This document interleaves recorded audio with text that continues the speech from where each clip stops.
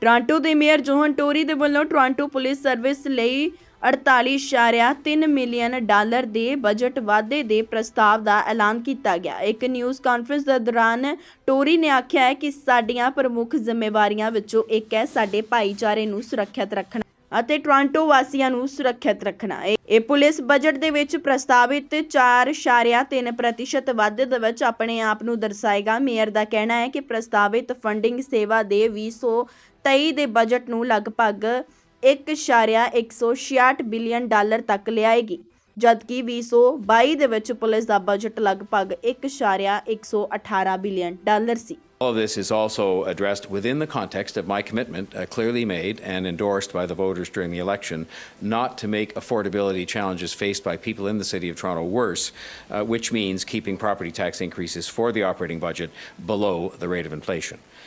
This week, I want to talk about the investments that we will be making even in these challenging times to protect services and to address the issues that I know that city residents want their city to address. I'm announcing today that the proposed 2023 city budget will make substantial new investments in community safety. One of our principal responsibilities is to keep our community safe and to keep Torontonians safe. This will show itself in a proposed 4.3% increase in the police budget. And that police budget is concurrently being released today for consideration by the police board. And then, of course, depending on their deliberations, it will come over here and form part of the overall city budget. I know that people are extremely anxious about recent acts of violence that we've seen in our city and across the GTA, including on our transit system. And I will have more to say about the transit safety issue in the coming days.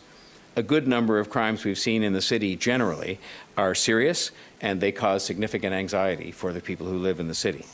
So we must do everything we can to address crime and to keep people safe and have them feel safe in our city. I've always believed and always tried to do that. Even when others have tried to defund our police service, I have worked to make sure we fund our police service responsibly. In my first 8 years as mayor, the average increase in less inflationary times was 1.6% in the police budget. Within the context of those modest increases, I've continued to lead in making investments in our police service and continue the work that has to be done to continue to modernize that service.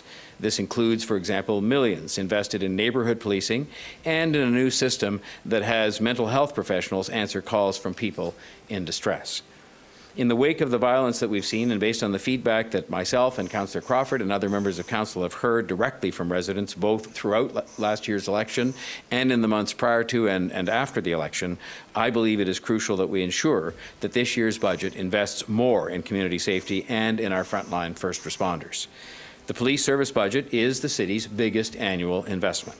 The police budget, which goes to the police board next Monday and is being released, as I said, today, and the overall city budget we will unveil next week, will protect that investment and responsibly invest more in the Toronto Police Service. It is an investment that is both responsible and necessary to keep Toronto safe. We are a growing city, and we need to responsibly grow our investment in policing, particularly when it comes to frontline officers, and programs like neighbourhood policing, which is currently in 52 neighbourhoods and will expand to more in 2023. This budget will ensure, and the money allocated from the city to the budget, and the police service know about this in the context of their own preparation of their own budget, which is to be considered.